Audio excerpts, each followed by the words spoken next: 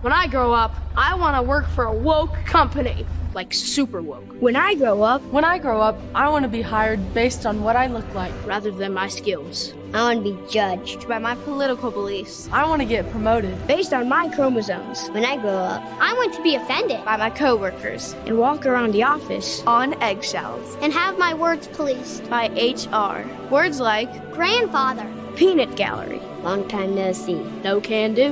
When I grow up, I want to be obsessed with emotional safety and do workplace sensitivity training all day long. When I grow up, I want to climb the corporate ladder just by following the crowd. I want to be a conformist. I want to weaponize my pronouns.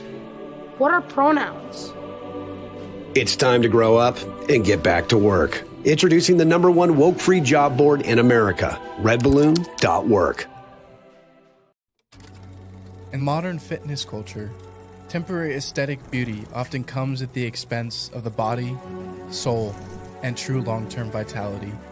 At Mount Athos Performance, we believe in more than just looking good. We're on a mission to fuel a holistic lifestyle of health, a lifestyle that prepares you for every moment, from work to recreation. Built on purity, sustainability, and the pursuit of excellence, our products support functional fitness for everyday resilience and longevity. Welcome to Mount Athos Performance.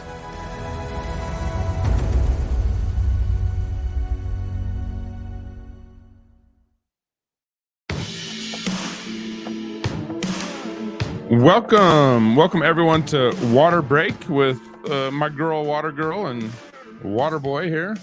It's good to be with you guys. If you guys want to be in a conversation with us, you can email us at RenchMedia@gmail.com, and of course, you can follow my wife on the you aren't on Twitter, on Instagram. I refuse to be on Twitter. Yeah, and you can rebuke her for not being on Twitter either. Not sorry. Also, I've already rebuked our guest that's joining us, Joel Greene, for just getting on Twitter. It's X now. X. So X, I can't do that. I can't get myself to do that.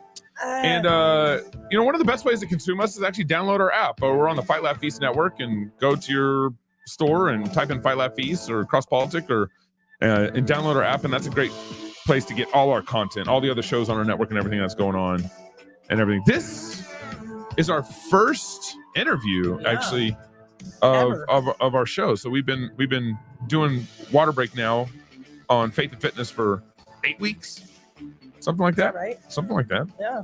8 weeks, 12 weeks, of course. Had a blast doing that, but we've been, especially my wife's been following Joel Greene for a long time. Years. Read all his books. I'm your biggest fan, Joel. And I had to get rid of all his books. It was starting to bother me. I was like, True. My leadership and my family's being compromised because of Joel's health advice. There's so many berries in our house now. It's true. The berries have increased in the house since she's been reading Joel. So Joel's the creator of the Veep Nutrition System. That's VEEP. Veep Nutrition System, the world's first commercially available program based on targeting gut communities to affect health and body composition. His system has been used by some of the nation's largest employers, including major cities and hospitals, and featured on the Dr. Phil show. Wow, Dr. Phil, including major. Joel is also a featured author, which is where my wife kind of found out about him. Featured author. Actually, was it from Ben Greenfield? You found out about him, or before that? No, I knew about him before. Okay. But Ben, those two interviews were really big. Yeah, beginning with the first article on the gut biome. You guys are going to fix all of my pronunciation problems. Gut biome revolution to the health and fitness community, written in 2007. He's amassed the largest known body of outcomes targeting the gut biome. He is the author of The Immunity Code, The New Paradigm for Real Health and Radical Anti-Aging, and he's The Way, the book that you have right there. He's the author of The Way. This one. And all that. So, Joel, you got a long bio. I'm just going to cut it off right here. Thank you so much for joining us on Water Break and being our first interview on Water Break. Thank you. Yes. Yeah, thank you for having me. I'm actually pretty excited about this. I don't get to do many Christian interviews, so yeah, it's exciting for me. Well, and that's actually where we wanted to start. In your email, when I emailed you, I just said we're kind of a Christian faith and health podcast on the Fight Laugh Feast Network, and you responded with that you grew up Buddhist and then became a Christian. I'd love to start there with that story. What happened? Yeah. Yeah. I didn't grow up in a Christian home or a Christian culture. It was actually the opposite. Actually, if you look at kind of like what's popular in the secular world right now, like that's what I was raised in. Like I hear that I just came back from Dallas, and I was at a couple of different biohacking events, private one, and then we dropped in on Dave Asprey's event, and Joe Dispenza was like one of the keynote speakers, and he was kind of preaching the secular sort of like thing today, which is really at the end of the day, Satan always creates counterfeits. He always finds a way to promise you what God promises and just take God out of the equation. But everything I was listening to was stuff I was raised on, like in the 70s. Wow. Like, no, you just chant and you align yourself with the vibrational resonance of the universe. Yeah. And that stuff was old to me, like in the 90s. And just I was already over that, like 30 years ago. I was so like burnt out on it. Yeah, but so basically the story is my mom was a Spanish Catholic and raised Catholic, and then when I was 3, she converted to this Japanese form of Buddhism called the Soka Gakkai. Wow. And so I kind of grew up in what essentially was a Japanese Buddhist cult, and no denigration to anybody who's in that faith now. They're all very good people, but just in hindsight, that's kind of what it was. Yeah. And wow. so I grew up chanting to a scroll and believing there was no God. So the essence of that belief system is there's no God. It's all about the universe. So universalism, we just take the personage of God out of it, and then you basically manifest what you want through chanting. And that was kind of what I was. In fact, I was kind of like, from a young age, I would watch Oral Roberts on Sunday, and I was like a 5-year-old kid, like mocking it, like going, "Yeah, you don't know that. Yeah, you're making it up." Yeah, that was my story. And then later in my late teen years, I kind of just became an atheist. I kind of got away from the Buddhist thing, but I didn't really believe in anything except science. And so I really studied hard in biology, and I thought I wanted to be a doctor at that point. So I took it, pretty seriously. And I was just hard baked into, evolution and science. And I remember my 11th grade biology teacher, Larry Flammer, was actually a very famous evolution teacher, came out on day one and said, evolution's a fact. We know it's true. And there's a geranium in Washington that's never been seen, and all this. And I was so hard baked into that stuff. So I went to UCI, and, I thought I had a good education. And so anyway, a long story was, so I didn't believe in God, and Jesus was the farthest thing from me. And just through a number of things that happened in my 20s, I wound up in a church one day, and it was my late 20s, and I just said, "God, I don't know if you're real, but and I wasn't speaking to Jesus, I was just speaking to God. I was like, I don't know if you're real, but if you are, come into my heart." And bam, like immediately, all these things immediately started happening. Wow. And it was pretty amazing. And the thing was, God was just like super patient with me. Like, I mean, you have to understand how far in my thought process I was from, anything to do with anything Christian. And so I that kind of started for me, like, I don't know, a very long journey, 10, 15 years of just getting to Jesus, where I didn't even want to read the Bible. I was like, okay, God, I'll go to church and I'll talk to you, but it's just you and me, none of this Jesus Bible stuff, because I didn't believe anything in the Bible. And so I started getting books, anything but the Bible, anything else, because I wanted to, see if there was any proof of the Bible outside the Bible. And, I started reading what I could, on that. And then a really seminal thing happened to me, because I think the stronghold that was in my mind was all science. And because I thought I knew it. And I was listening to Dr. Mark Eastman and Chuck Missler on the radio one day, and they were talking about evolution. And Dr. Eastman just pointed out stuff I knew, but I'd never connected. Like, he was talking about how in chemistry, the law of mass action, you can predict which way an equation is going to go. And he was saying it predicts the exact opposite of evolution. It predicts that over time, you're going to go farther and farther away from any kind of ordered structure, Yeah. And I just remember listening to that. And literally, I was in my car driving out loud. And I went, it's all true. Yeah.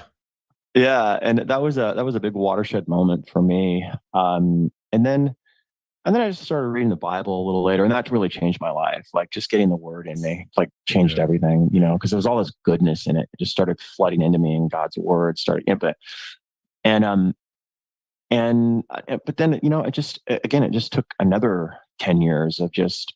But what I saw over time was that the Holy Spirit was just really working in me, where I couldn't watch the things I used to watch. I just couldn't, really do the things I used to do. And, and it was pretty amazing. So for me, I've been in kind of a unique position my whole life, because I started where everybody else is now, where secular culture is now. That's where I started. Yeah. Right. And then we kind of switched places. Yeah. So where I'm at now is where secular culture maybe once was. Yeah. But one thing for me was that, because I wasn't raised in Christian culture, over the years, what I saw a lot of were people who were raised in a Christian culture and checked a lot of boxes, but it wasn't like, really it comes down to, what do you love the most? I mean, that's what all this comes down to. So, if there's anything horizontal, anything you can see in the world that you love the most, then that's what has your heart. It doesn't matter what it is. It could be status, it could be money, it could be, anything really.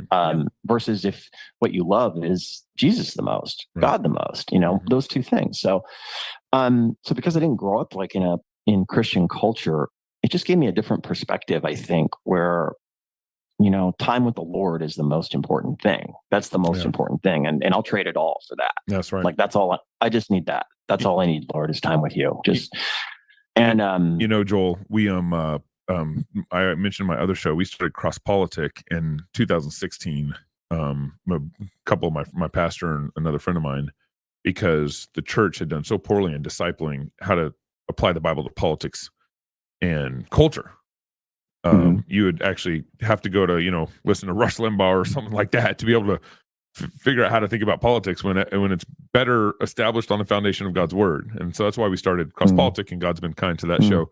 And in a similar vein, that's why we started Water Break. Me and my wife, wife's been in health and fitness since 2005, really six. And then she graduated from University of Idaho with, was it sports science? Yes. A degree in sports science. Yeah. Yeah. And so that's kind of why we also started Water Break, was because our kids were older and we actually could do podcasts regularly. Yes. But we're finding ourselves kind of in the same situation with what we did with Cross Politic. It's like, okay, the health and fitness world is really full of half truths, marketing money, persuading, fads, and all that stuff. And I think that's one of the reasons why you appreciated Joel so much, is because you cut through the fads, and everything. So how do you kind of think about like health and fitness as it relates to your Christian faith? Well, another part of my story is that I had a brother who was, very close to me in age, in every way, same eye color, same hair color, except he had Down syndrome. And he was 18 months younger than me, but I grew up with a brother with Down syndrome. And, so, I mean, he was 4'8", everything I was gifted with, he didn't have, and I grew up poor. I mean, you want to talk poor? We grew up poor, like, Annie's dad was a college pastor, so same situation. So growing up, in fact, my first 7 years, we lived in a black ghetto, and I saw a lot of really violent things, and it was tough. You know, it was the only place we could afford. And but I think in my life, something that's been a theme was, I didn't have anything growing up except a mind. You know, I read a lot, and I educated myself, and I had a good physicality. I was tall, I was athletic. You know, my little brother didn't even have that. He didn't have a brain that could, you know, he couldn't. We call it volition, or you call it agency. You know, and it's the ability to decide what you're going to do with your life, what you're going to do with your day. You know, he never had any of that. You know, and I had everything, and he never had the ability to just even make his own decisions about where he was going to sit. And, you know, he was just, you know, I mean, like if it just took my story, it's like, oh man, how'd you make it? But then you take my story and then you add his layer into it. Oh, and you've got Down syndrome, and you're 4'8", and you're defenseless, and you don't even have an intact mind. And so I think in my life, that was always a theme of like, you know, the body's a gift. It really is a gift. To have an intact body that works. Like, one of the greatest gifts of heaven is you get a new body. It's not going to wear out. It's immortal, and it's better in every way. It's a gift. It's a gift. You know, you didn't earn it. Like I said in the immunity code, you know, it's yours to use. You didn't earn it. It's a gift. And so what you do with that, from that perspective, becomes very important. Minimally, that you just, you know, anytime someone gives you a gift, let's say I gave you, you know, here's a Porsche, you know, it's a gift. They would expect that you're going to care for it because it was, you know, done in love, and our bodies, God gave them to us in love. So, and I had, both parents had very poor health. My mom died of cancer. My dad died of diabetes. And so, I just, all around me in my family were these health issues, you know, and I was just gifted from a young age, perfect health. And, you know, so it just became a thing for me that was important, I think, always, but also just to make the most of it, you know, to make the most of what we've been given. And for me, like, it was very conspicuous that I was given something my brother wasn't, you know, so make the most of it. So that's been an ethos for me, I think. Yeah. Oh my goodness. Well, so this is going to be the funnest conversation, Joel, because I'm a personal trainer, health coach, done all the things in the done all the certifications. For almost 20 years now. And then Gabe is like zero of those things. He's like the regular guy. Last time I worked out was when I played college basketball in California. So that was about it. I do have him doing some of your integrated interval type stuff, so we can get to that. But he's the opposite of me, so it's just a hilarious conversation. I've read everything. I still look fit though. Look at him. He is a specimen. But anyway, but we're very thankful that you're here, and I'm so excited. And I having read so many, so you know, your books, listened to so many interviews, going in knowing that we were actually going to get to talk to you, I was just like, oh my gosh, I have 10 billion questions. There's 10 million things, but I guess I tried to come up with like, okay, what are a few? Where can we at least start? What would be helpful to our audience? And what I wanted to tell you. And hopefully we can talk a little bit more on some of the messages that you've given that have been so impactful and for myself, and I think for so many people. And and as you know, we are doing this podcast trying to talk about health and fitness in a hopefully helpful way from a Christian perspective. And we've realized that there's so many people listening, Christians in particular, who are just like utterly confused, you know, at best, you know, trying to do something, but utterly confused about all the different, almost gone through every fad diet. Oh yeah. The conflicting information, you know, in some places it's just unrelatable. It's not doable for your average person, you know, out there, or they're just doing nothing. They're like, screw this. Like, I'm not going to take care of myself at all. And, there's probably three things that have really stood out to me that have been a part of your message for years. The first one is you have been just preaching the concept of balance, which has been so lost, especially more recently with all the food tribes and the food wars and the only eat meat and the only eat plants and all that that's going on. And you're just making this huge call, and well defended, I would say, to bring us back to balance. And honestly, it's just a call for common sense. And I think for especially Christians, I think it's they're smart enough to know, like, okay, it just doesn't make sense that I should never eat plants again. Like that's not balance. That's not the message we get in the Bible, where God's like, here's all this food, it's all for you. And they've been so confused on that. So I really, really appreciated that message. Another thing that you've addressed that I've not heard anyone else address, and it's connected a lot of dots for me, having been in this business doing all these things for so long, is that you have asked the question, at what point in time? And no one else that I know of has been asking that or addressing that. And so I would love to talk about that for our audience a little bit. And then lastly, another thing that has really stood out to me and that I appreciate about you so much is that you deal in reality.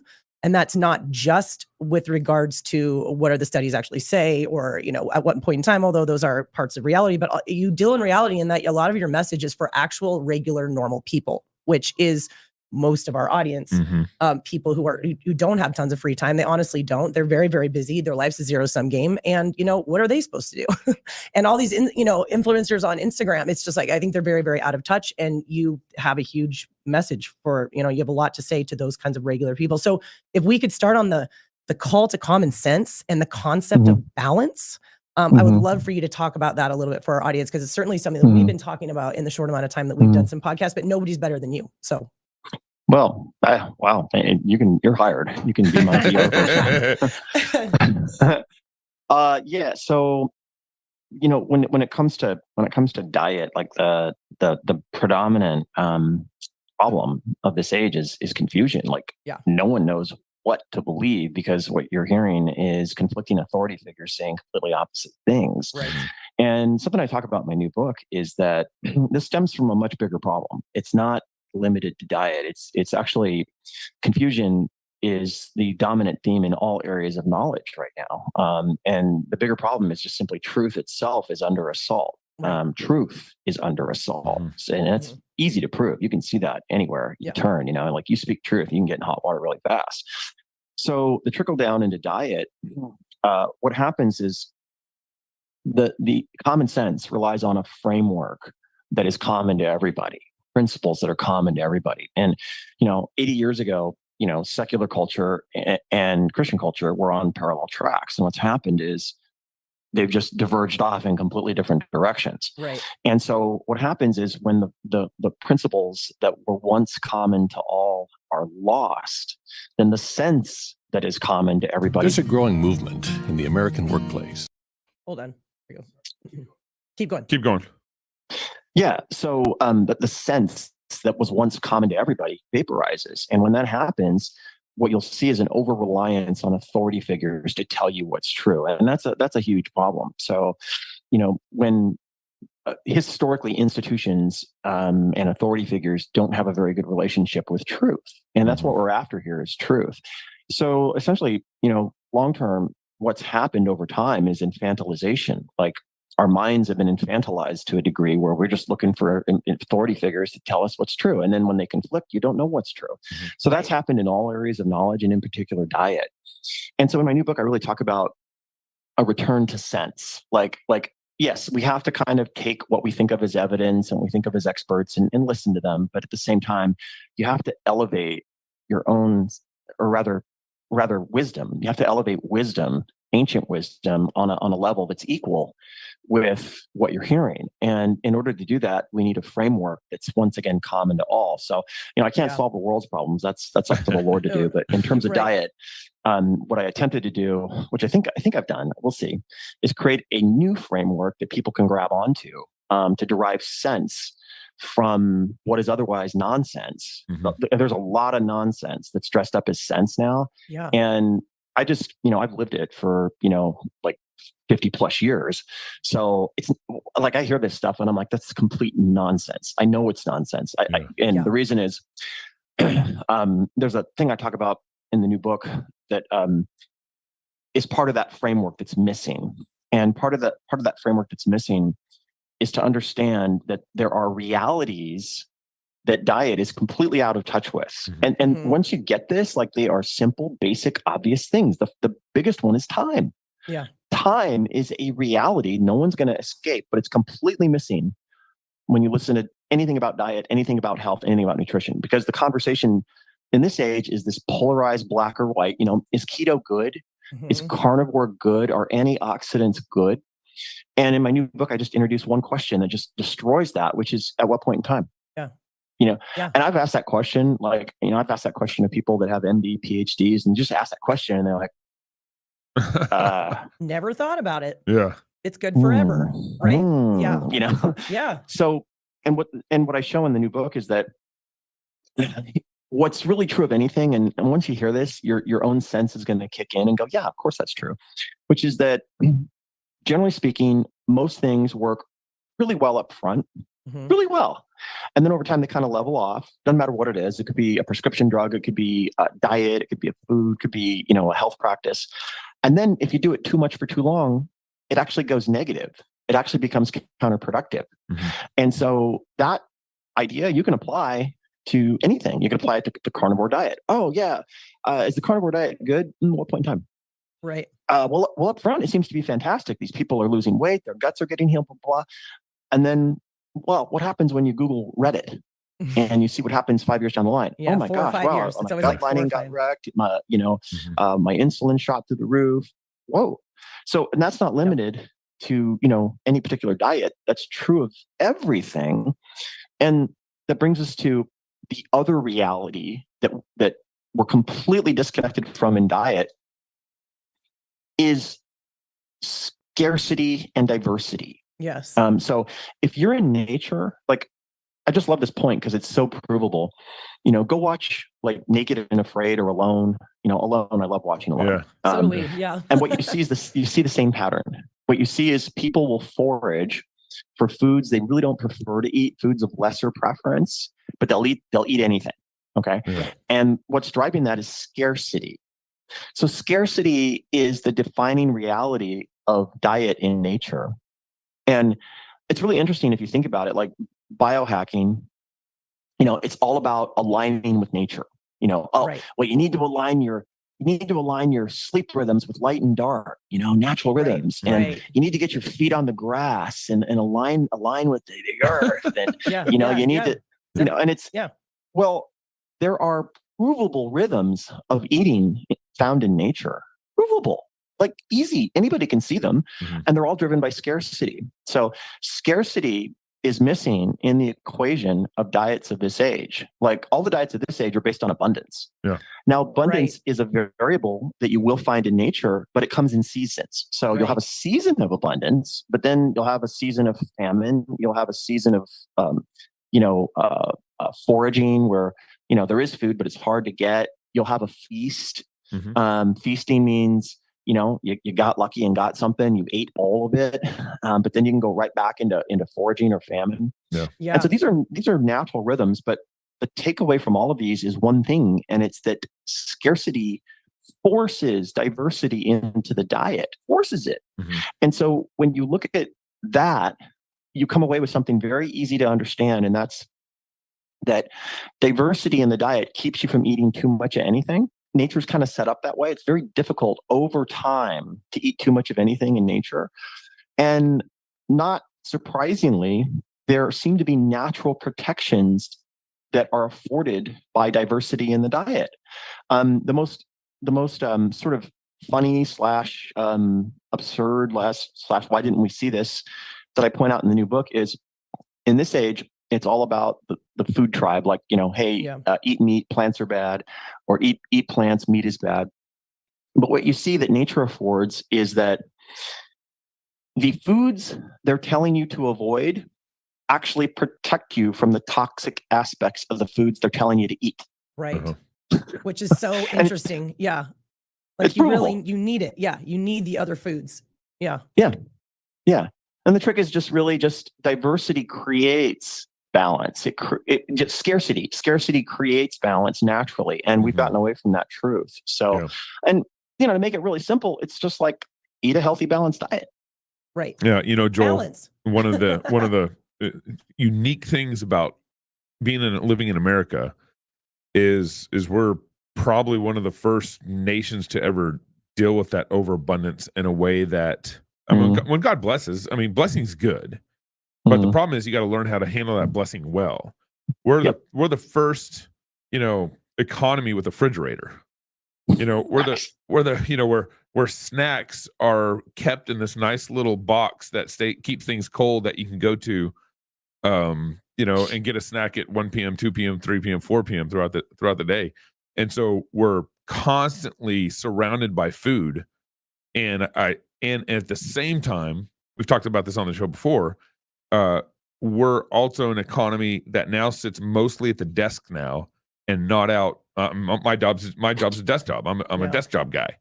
And so I think that compounding new feature in our new world, the world that we live in now, with refrigerators and electricity and food everywhere and farming that we figured out how to just explode and feed half the world Mass with. produce, yeah. That to me, and not understanding, actually, I think this is very much connected to our faith in Christ, where it's you look at that and you take it for granted, and then you don't look at it as a blessing, and you don't handle that blessing well. This is in our culture here in town. We we eat during the weekend, then we do what we call Sabbath dinner or feasting dinner on Saturday night, get ready for church the next day, get the kids excited about church and all that. But that doesn't mean we feast every night. But in our America, that's kind of what we do. We almost just constantly feast every night. And that's, I think there's a number of factors that come into play here, but just describing the fact that you have refrigerators with overabundance, and then with a largely secular worldview that doesn't view things in light of blessing and how to handle blessings well. And then you have how the health industry likes to push. They just like to push their diet because that's what they're going to make money off of. They're just going to push their one way because that's what they make money off of. How do you respond to that? Well, we could talk. How much time you have? Yeah, seriously. We could talk. There's a lot unpacking that. Something you touched on that, it's very difficult to hang on to blessings, generationally speaking. Like when you look in the Old Testament, it's tough to get past 3-4 generations. What happens is the people grow to love comfort and pleasure and satiety so much that they forget about God. They love those things more than God. 100%. And here in America, what we have is it's the mammon system. It's not just money; it's the system, the fiat system that's been created that gives you your identity, gives you your security, gives you your peace. Well, God is supposed to give us our identity, our peace, our security. We're supposed to get that from Him. What happens is when you have such an overabundance, you begin to love that system more than you love God. And you begin to depend on it more than you depend on God. And so it's the old sort of generational problem of, it takes maturity to handle blessings, and you can very easily be seduced by comforts and pleasures. You shouldn't love these things too much. But to the tactical point there, most of us, I'm probably older than both of you. I don't, definitely older than probably both of you combined. So let's put it that way. I'm a young looking 45. All right. Okay. Yeah. I'm older than both of you combined. Thank you for asking. Annie, you look like you're 25. Yeah. But what I'll say is, the ideas that we've been raised around for health and fitness, they're really just fantasy. They have no bearing in the real world. None whatsoever. None. Yeah. And I use the illustration of, so Arnold was the poster boy for a way of doing health that he championed in the masses, and it didn't work for him when he became governor. When he got a real job. The very system he championed didn't work for him. Yeah. And if you ask why, well, it's like, well, I don't know the time, I'm on the jet. I'm on the jet. Get down. So get down. Yeah, exactly. Get me a sandwich.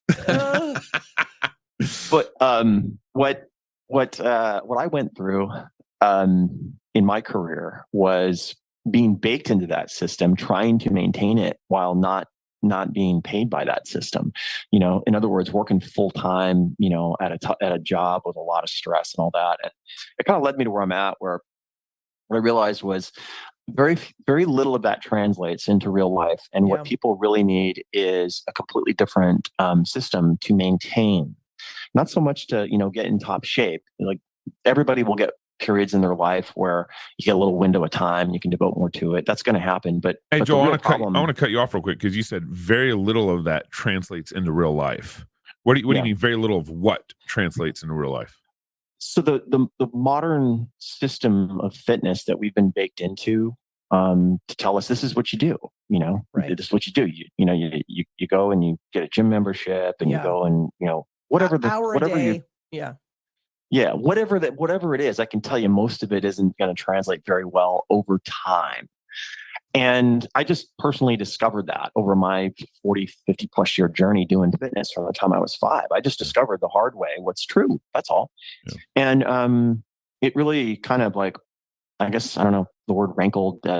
It left me very disturbed because I thought I knew quite a bit, right about 2004. I mean, I'd been doing this stuff going back in the 90s, and it just didn't really work. Yeah. And the reason it didn't work was it required time I didn't have.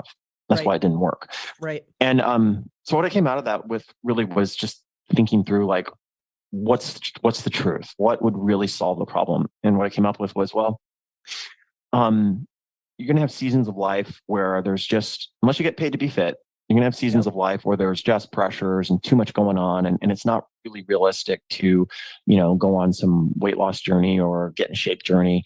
But really, the goal should be to maintain. The goal should be to create small changes every day that play out over years and decades. And so that, by the time you're in your 50s and 60s, your body's still young, it's still fresh. And so that's really been the thing I've been focused on for the last 20 plus years is that, and creating like a way to achieve that under real life circumstances, real life pressures. And part of that too is a new framework. And in that new framework is an understanding of what really happens for most people on a weight loss journey. Mm-hmm. So we've been baked into a lie, which is you do the weight loss journey, you take the after picture, problem solved, you're done. Boom. That's it. Mm-hmm. That's not what happens for most people. For most people, what happens is there's a concept I call first timer syndrome, which is that if you've never done a big weight reduction before, it doesn't matter what diet you pick. The body's going to respond incredibly well that very first time. And the reason is the body is fresh. It doesn't have repeated stress of weight cycling over and over and over. So the body always responds very well to the first time you're doing any kind of weight loss effort, fat loss effort. Mm-hmm. It's going to respond very well that first time. Yeah. But the reason isn't the diet. It's the fact that you've made massive changes in the diet. It's the changes in the diet that produce the results, and it's the fact the body's fresh. So if everybody knew that one thing, and then one other thing, which is the weight rebound effect, which is that our body's hardwired to keep us alive. It's not hardwired to keep you thin. It's the reverse. So famines, the response to things we know can be genetically passed down. Okay. Right. So like famines have been something that humans have always endured. The Bible talks about them all the time. And the body's response to famine is to efficiently store weight back once food's available and to make it harder the next time to starve to death. Right. That's the body's response. Wow. So the more you take the body to the fat loss, well, you're just kicking in very old machinery that's very good at not only just replacing the weight, but making it harder and harder to drop as a survival mechanism, not as an aesthetic thing, but as a prevention against starving to death.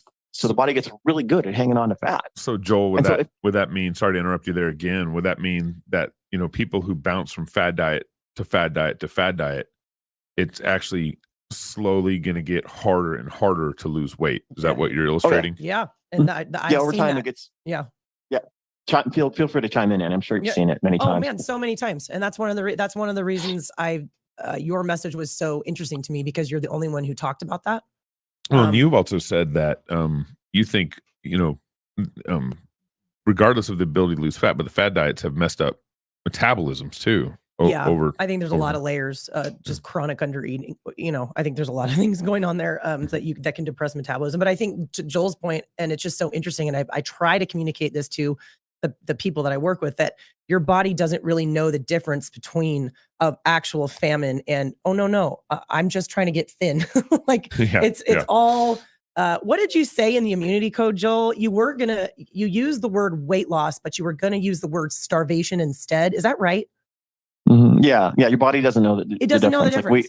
Why we have these words that we've come up with in the last, half century to for this cosmetic industry. But before that, it was just, it was like no food basically meant starvation. Right. Your body doesn't know the difference. It hasn't caught up yet with that. So, so the point though to that is just there's these two concepts. One is that there's a first time effect to fat loss, and then there's the weight rebound effect, those two things. And what most people experience over time is chronic weight cycling. They get into a cycle of chronic weight cycling. Mm-hmm. And what happens from chronic weight cycling over time is your weight trends upward. And so by the time you're in your 50s or 60s, it is very, very difficult to drop weight, very difficult. And even if you manage, it's even more difficult to keep it off. And if knowledge of that was commonplace, like we talked about, a new diet book's out, is it a first time guy? Yeah. Is it his first time? Yeah. How many of those I'm going to take it with a grain of salt. Yeah. Yeah. It's the reason why I interrupt you is I didn't want people to miss that you can handle your diets in such a way where over time, basically you kind of illustrate it with that 50 to 60-year-old moment where it's like, now you're to the point where it's almost impossible to lose weight no matter what you do. Yeah. And I see those people every day, and it is a really hard place to be because those bodies are so weight loss resistant, like so resistant. And they're always saying what used to work for me doesn't work anymore. And I haven't changed much. You know what I mean? Like they can go back to that old diet that used to work great for them and they can try it again. And it's like their body's like, nope. Not doing it. Yeah. Yeah. The body, you'll find, so the thing is like, let's apply sense. We already know this is true. Of anything. Yeah. Like we already know this is true. Like that SSRI worked so, in fact, when you look at prescription medications, they already know this. They already know, like if you read the literature, what they'll tell you is, okay, all of our meta review studies show, like, for example, with SSRIs, that there's benefits in the beginning, but that the long-term negatives mitigate the benefits such that it's questionable whether we should continue to use these things. So like when you get into that type of like medicine, they already know exactly what I'm talking about is true. They've got it mapped out on time, and they know there's a benefits phase. They know there's a dropping off phase. And they know there's a negatives phase. Well, that's true of everything. Like, so in my first book, there's a diet protocol called the Daisy Cutter. And that's what I did when I first did the gut biome thing in 2007. Worked incredible. I cannot convey to you how well it worked. I mean, I got so ripped on that. Yeah. And it doesn't really work on me anymore. Right. Because I've done it like 15 times. It doesn't work anymore. Right. Your body adapts. And that's just true. That's true of it's true of everything. It's true of like creatine. When I first started using that in like the late 80s, it was about 1992. I started using creatine. Worked incredibly well, like amazing. Wow. Oh, you get 3 extra reps. Doesn't work at all on me now. Yeah. That's interesting. And I could go through a list of supplements and foods and everything. They all worked incredible. And that's just how the body quickly adapts to what you throw at it. Right. So go ahead. You go.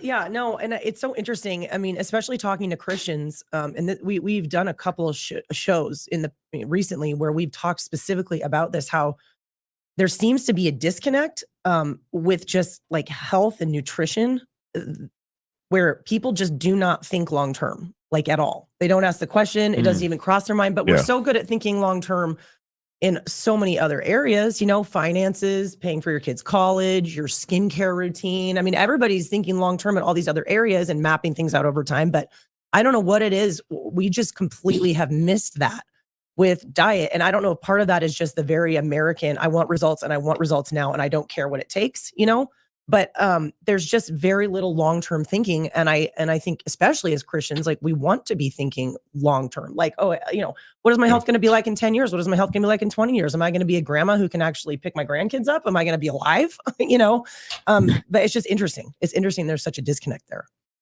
It's a disconnect from reality. Yeah. It really is. It's just people think that they'll listen to someone talk and they have these great credentials and they think that, oh my gosh, this is the advanced stuff. And I'm kind of known for for ridiculing that and going, no, you don't get it. That's 15, 20 years behind. Right. All of it. It's behind. All of it is 15, 20 years behind. And not because I'm so smart, but because like for exactly the reason you just said. You look at these other disciplines, doesn't matter what it is, and we've kind of looked at like the long term. We've looked at what happens over time, and we go, well, you know, if you start saving your pennies now, by the time you're 75, you're rich. You know, everybody knows figured that one out. Yeah, right. Yeah, it doesn't exist. Like in fact, an example with respect to you know, this whole diet thing is you'll have guys with PhDs, MDs, you know, that are very bullheaded about, you know, it's just calories and you're not putting in the work, you're not putting in the effort, you know, and they're just kind of very dogmatic and pugnacious in their wherewithal about it.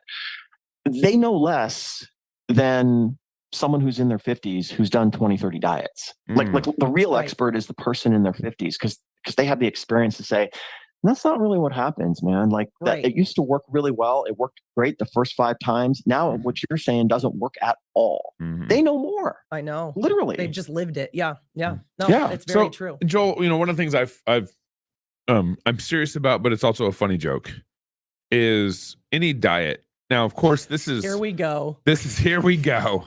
This doesn't get to the people who truly have maybe allergies or whatever. And then talk about that. But generally speaking, any diet that conflicts with the Lord's Supper, bread and wine, I'm out.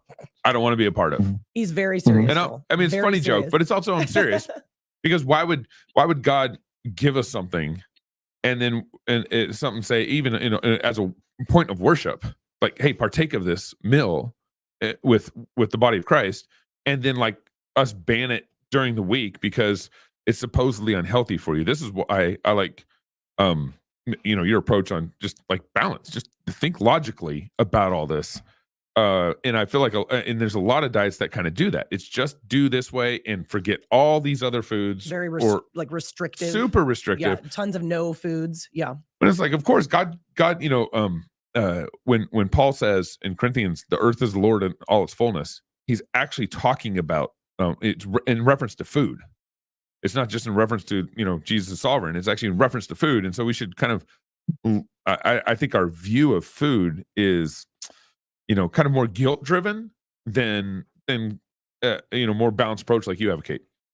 It's really culty. You know, it's really cultish. It's either bro culture, like no, bro, just eat the protein and you don't I don't touch that. I'm bulking right now. I'm bulking. Right. Yeah. I think a really important, you bring up something actually really important that I talked about in the new book, which is that, you know, there's the element of human connection and celebration. That's like food is the essential connector with people. It always had, like everywhere in the Bible, it's, you know, let's have dinner together, and they ate together, and they, you know, and there's an element to that where the purpose of eating together isn't, you know, to work on body fat. It's to work on connecting and deepening our connections with each other and to enjoy God gave everything for our enjoyment. Yeah. So I just like, there's nothing I can't eat if I want. I'll eat anything. It doesn't matter. I just offset it if I go too far in one direction. And I think it's just, part of it is there's an element in the influencer world and in the expert world of, you know, catering to excessive simplicity. And nothing about the body, nothing about nature, not one aspect of it is simple. Nothing. Like if you did a survival course and then you wrote down everything you did during your survival course, everything you ate, everything you did, it would look like the most complex meal plan you've ever seen. It would be super complex. Right. It would just look ridiculously complex. Yeah. And there's this kind of catering to the oversimplification of things. Like it's just simple. You just eat 200 grams of protein. You don't eat any processed carbs. You don't even want, you know, these are the good foods. Those are the bad foods, you know, and you just do this sort of exclusionism, this monastic kind of like, you know, monkish kind of exclude. But that isn't life. That's not, in a sense, you could say there's an idolatry there because you're elevating physical appearance very often above everything else. Yeah, you know, you're kind of turning that into an idol, and that's a big problem. That's a huge problem in this age. That, you know, I mean, this is the era of self, and that's antithetical really, in so many ways to Jesus. It just is. Yeah. And so there's so much self involved in that's crept into, diet. I think that a lot's been lost in terms of just life and connection and service and worship. So Yeah. This is probably our last question. I know. So, I know it probably is because I got to go coach basketball. Is what's I left happening. 2 kids at home. I mean, they've been home. They're old enough. They're old enough. I was like, just so you know, stay out of the pond. Don't ride horses. I actually said that, and then I left. So that's where I'm at. But we've talked a lot about, what's wrong, okay, short-term carnivore, probably okay. Long-term, you're going to have some problems, long-term only eating vegetables, you're probably gonna have some problems. But I want you to just tell our audience, just like, give them like the 3-minute version of what your answer to all of this is. And obviously I know you have this 2-day core program, and I know it's not the simplest thing to break down. And I have been trying to find the most succinct way to explain it to people. But would you tell them kind of about that a little bit, and just how it helps your gut, how it helps you find balance, how it's such a great natural rhythm? Just kind of tell our audience about it. So he gets 3 minutes and only 10 words. Maybe one of them Appletini. Appletini. Well, one of the words has to be Appletini. That was what my wife's trying to say. No, that's an office. Yeah. It's an office jope, right? It comes from the office. I think that was an old Will Ferrell joke. Old Will Ferrell. Okay. We're dating ourselves. All right. I hope the new book kind of clarified it a little bit. Basically, to net it out really simply, like everything I've talked about is a 48-hour pattern. It's just a pattern you repeat over 2 days. And the simplest way to understand it is, on day 1, you're eating foraging foods. What are foraging foods? They're things you think of as carbs. So there would be things like, roots, nuts, berries, resistant starches, leafy greens, could look very veganish, but you can add protein as well. Okay. It just looks more on the end of foraging, less on the end of feasting. That's all. Yeah. And then that leads into a short fast that we can use modern technology to amplify. So we can use very strategic use of antioxidants during that short fast on the second day. And then that leads into kind of more or less about a half day of feasting, where you're going to have roughly about 2 meals that are, generally speaking, bigger, more protein, more animal foods, more things like that. And that's basically it. Yeah. That's really it. And what that pattern does is it allots for balance and diversity. It allots for eating too much of anything, so you're not eating too much of anything. And it gets you just enough of the right things without getting too much. And it also does a number of very, very necessary things. It conditions the right bacteria in the gut that you need, that are shared by all the leanest, healthiest, longest lived people. It conditions those bacteria. It makes your body more insulin sensitive because you're stimulating all of the hormones around insulin. It preps the fast. It actually, and this is a longer conversation, but basically the foods you eat in a foraging state almost exactly mimic fasting. And so you have to fast much less, and then so you're getting everything in that 48 hours. Yeah. You're getting you're getting feasting food, you're getting dense animal protein, you're getting satiety, but you're getting insulin sensitivity, you're getting diversity, you're getting balance. Dietarily speaking, that's kind of the core of it. And then around that, you stack 7 other things. So top of the list is getting you to breathe better when you're sleeping. And that's called the Seattle Protocol. You can go to my website. It's actually free on there, vpnutrition.com. Yeah, that's good. And then that's number 1. Number 2 is what I call the integrated interval.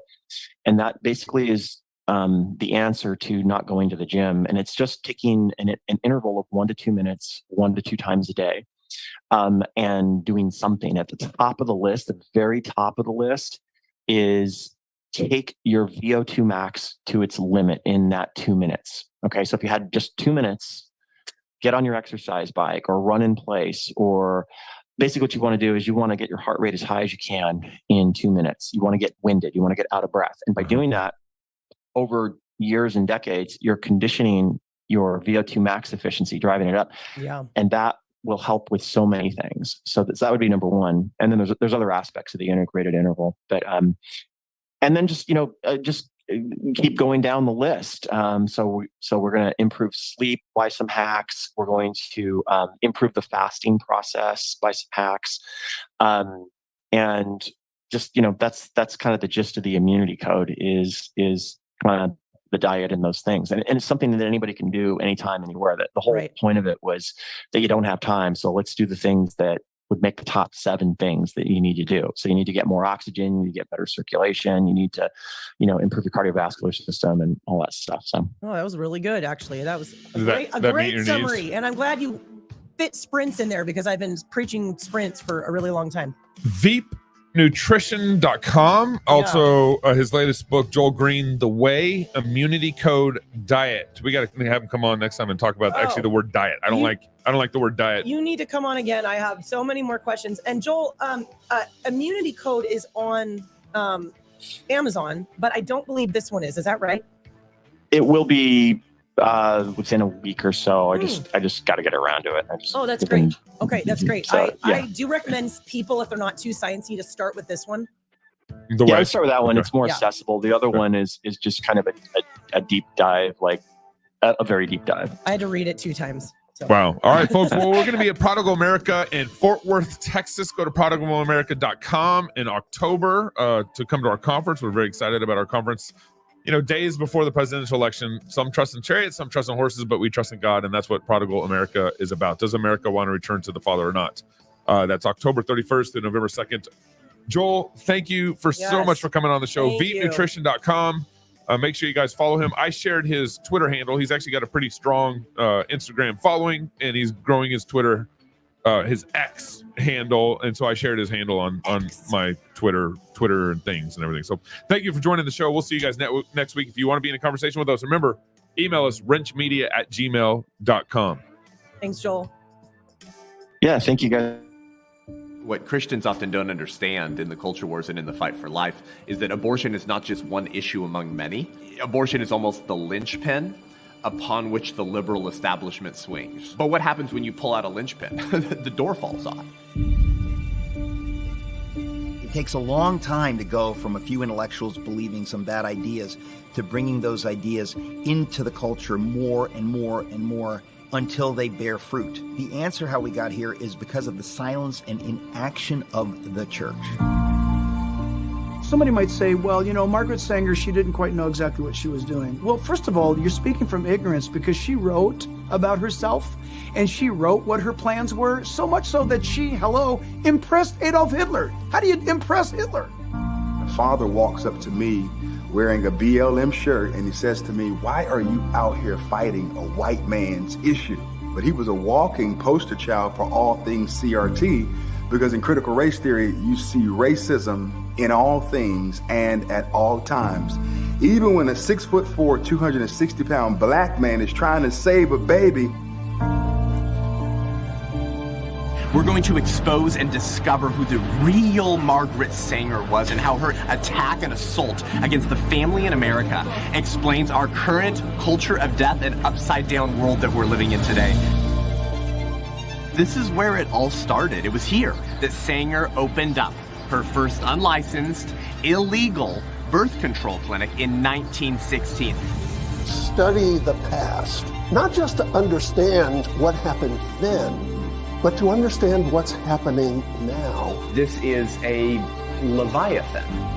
Doc Howe. It's a fitting place to remember what happens when bad ideas are taken to their logical conclusion. We bless the holy name of Jesus and we shout, let the baby live. Let the baby live. Let the baby live. Stop waiting for someone else to grow a righteous culture of life for you and on your family's behalf. It will not happen. If not you, who? If not now, when?